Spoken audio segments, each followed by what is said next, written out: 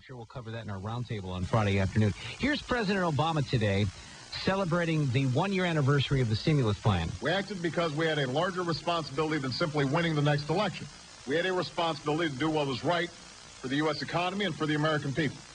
1 year later, it is largely thanks to the Recovery Act that a second depression is no longer a possibility. It's one of the main reasons the economy has gone from shrinking by 6% to growing at about 6%. And this morning we learned that manufacturing production posted a strong gain. So far, the Recovery Act is responsible for the jobs of about 2 million Americans who would otherwise be unemployed. All right, let's check those numbers with our go-to guy on these type of issues, David Rose, economist at UMSL, the University of Missouri St. Louis. David, how are you this afternoon? I'm doing well. All right, so the president is crediting the nearly $1 trillion stimulus plan that was passed last year for saving the economy. Should he be? That's a tough question. I mean, in all fairness, it is possible that the recession will be shallower and shorter because of the stimulus. That is possible. It's also possible that the recession, though, will be deeper and longer than it would otherwise have been, or alternatively, that we may end up setting ourselves up for a double dip. Double dip. Now, why is that? Explain that to people. Well, what we have to do is we have to evaluate the stimulus in terms of what's actually going on in the economy before we do it. As I've told you before, what was the nature of what was going on initially? Well, envision the economy as a graph. I know people hate to do that, but I don't think there's any way to avoid it. You have years on the lower axis, and you have total dollars on the vertical axis. And imagine a line that's a straight line that has a gentle positive slope, and it represents the potential output that an economy can make per person. And over time, it goes up, gently because we have productivity increases that make our economy more productive. What normally happens if you don't do anything is the economy's actual production and actual consumption wanders around that line. It's pretty close, but it's not ever right on the line, but it wanders around.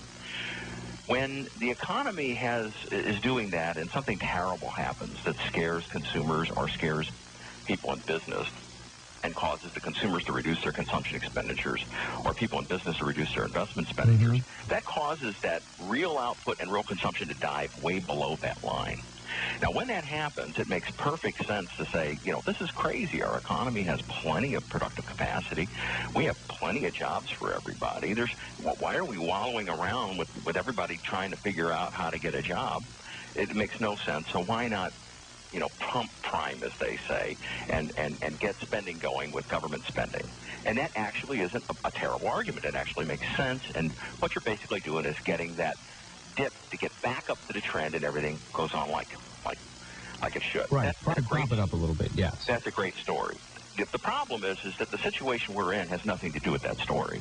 The situation we were in is we're going around that line, a little bit up, a little bit down. But then we had two things happen that caused the economy to expand way beyond where it should have. We had institutional changes in the Community Reinvestment Act and political pressure put on Fannie Mae and Freddie Mac to make household loans to uncreditworthy people.